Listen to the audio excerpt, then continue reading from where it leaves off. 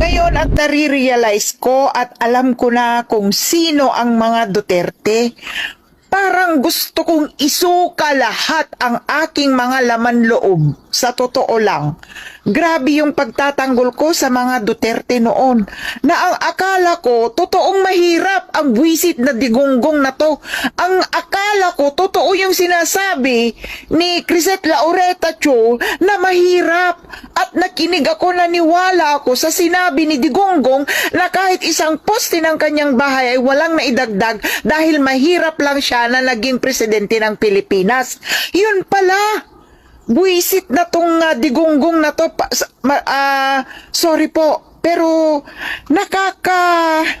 pagmura ka na sa sobrang pagsisisi na sinuportahan mo ang isang jablo na ang akala ko matinong tao, na mabuting tao. Yun pala, sila ang nagiging anay at salot sa bansang Pilipinas.